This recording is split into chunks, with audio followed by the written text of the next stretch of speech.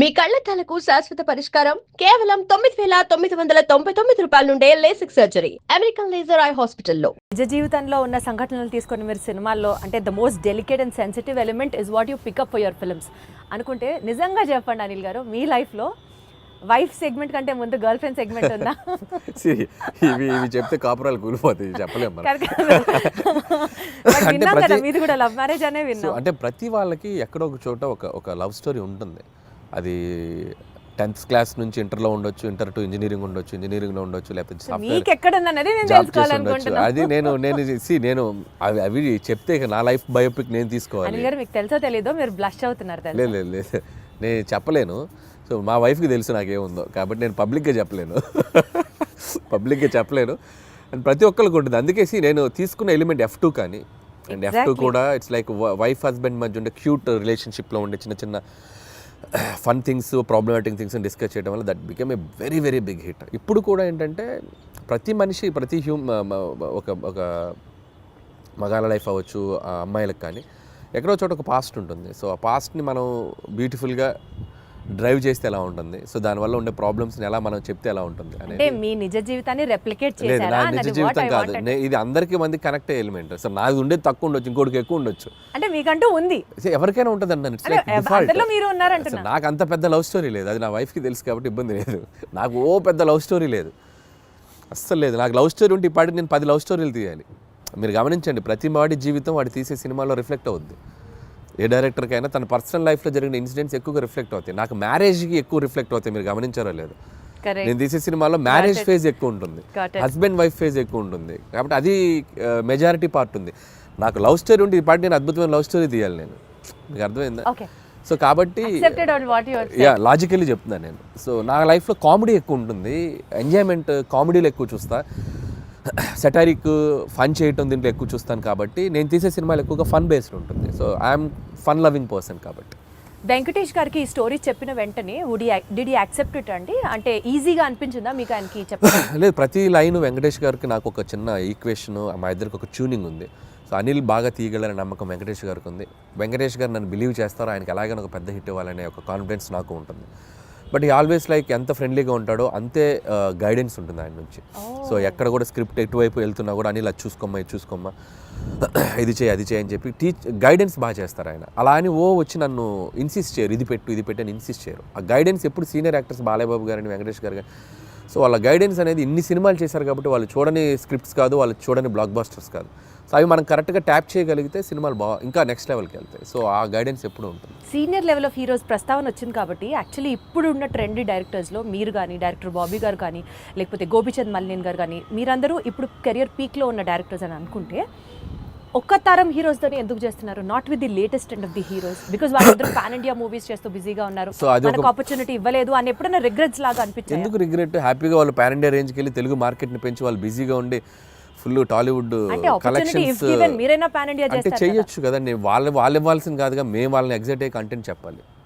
Vice versa, stars వచ్చి మాకు ఇచ్చేది ఏంటి ఆపర్చునిటీ? మేము వెళ్ళి వాళ్ళని ఎగ్జైట్ చేయాలి. అదే అల్లపోని జరగాలంటే మేము వెళ్ళి ఎఫర్ట్స్ పెట్టి ఒక కథ, ఇప్పుడు స్కేల్ పెరిగింది, స్పాన్ పెరిగింది. సో అంత స్పాన్ స్కేల్ మేము వెళ్ళి కథలు రాయాలి. నేను ఆ కథ రాసి వెళ్తే అద్భుతం. ఇప్పుడు ఎన్టీఆర్ గారు నాకు బాగా తెలుసు. టు బీ హానెస్ట్, తారక్ గారితో నేను ఒక 2-3 సినిమాలు చేయాలని దగ్గర దాకా వెళ్ళి మెటీరియలైజ్ అవ్వలేదు. సో నేనంటే ఇష్టం ఆయనకు బాగా. వాళ్ళని ఎగ్జైట్ చేయాలి మేము వెళ్ళి. సో ఆ ఎగ్జైట్ చేసే కథలు దొరికినప్పుడు ఆబ్వియస్గా చేస్తారు. మహేష్ గారితో చేశాను నేను. సర్లే, నీకు బిగ్గెస్ట్ హిట్ కదా మహేష్ గారితో.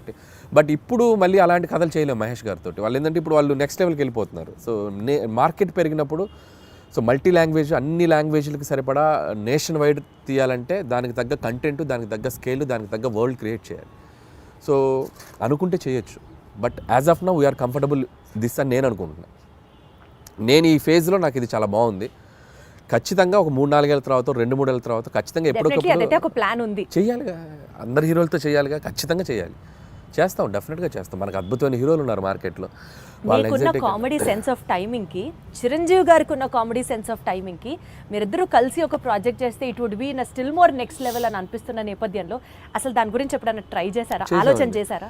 ఒక 2-3 సార్లు అనుకున్నాము. సో బిఫోర్ సంక్రాంతికి వస్తున్నాం కూడా మెటీరియలైజ్ అయ్యేదాకా వెళ్ళి మెటీరియలైజ్ అవ్వలేదు డ్యూ టు కొన్ని ప్రాక్టికల్ ప్రాబ్లమ్స్ వల్ల. హోప్ సో కమింగ్ సూన్ అలాంటి ఒక ఎగ్జైట్మెంట్ థింగ్ జరిగే అవకాశం ఉంది. సో అది టూ ఎర్లీ టు టెల్.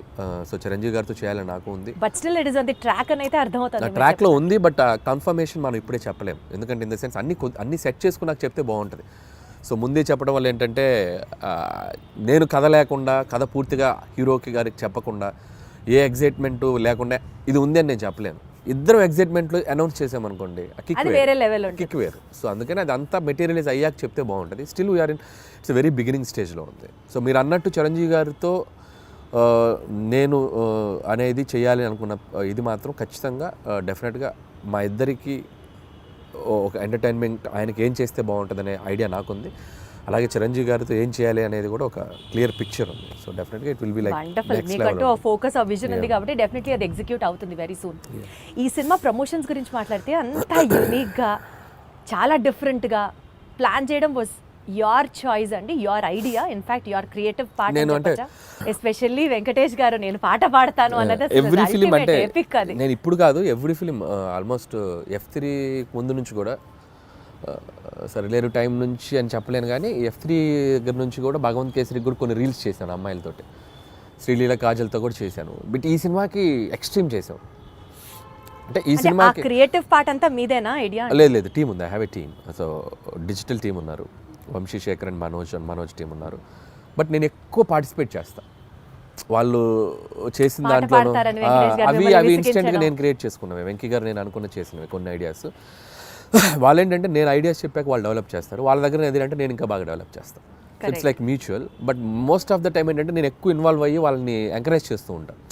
ఇలా చేసుకొని రండి, ఇలా అనుకోండి, ఇలా చేయండి. వాళ్ళు అంతే, అబ్బా అన్న సూపర్ అన్న, ఇది అదిరిపోయిందని ఇచ్చేద్దాం అని చెప్పి. లైక్ ఇప్పుడు కెప్టెన్ ఉంటే ఎలా ఉంటుంది టీంలో, ప్లేయర్స్కి కెప్టెన్ ఒక ఎలా ఉంటుంది, అలా కెప్టెన్గా నేను వాళ్ళని మోటివేషన్ కానీ వాళ్ళని డ్రైవ్ చేయడం కానీ బాగా చేస్తుంటాను. కాబట్టి వాళ్ళు ఇంకా ఎక్కువ బాగా కష్టపడి పనిచేస్తారు. సోషల్ మీడియా మొత్తం గోదావరి గట్టు మీద సాంగ్స్ రీల్ అసలు మారం రోగిపోతుంది. That itself shows the cinema is like super success already before the release. ఈ క్రెడిట్ ఎవరికి ఇస్తారు? సో భీమ్సేన్ అండి, 100% భీమ్సేన్, రమణ గోగుల ఇద్దరికి. సో ట్యూన్ లేకపోతే ఆ సాంగ్ లేదు, రమణ గోగుల గారు పాడకపోతే ఆ రీచ్ లేదు. అసలు ఆల్ ఆఫ్ అ సడన్ ఆయన పిక్చర్ లోకి తీసుకొచ్చారు. All of a sudden it became a blast. All of sudden కాదు, ఇట్స్ లైక్ ప్లాన్డ్. ఒక మంచి వాయిస్తో వెళ్ళాలని మేము వెయిట్ చేసాం. ట్యూన్ ఎప్పుడో జూన్లోనే కంపోజ్ అయింది ట్యూన్.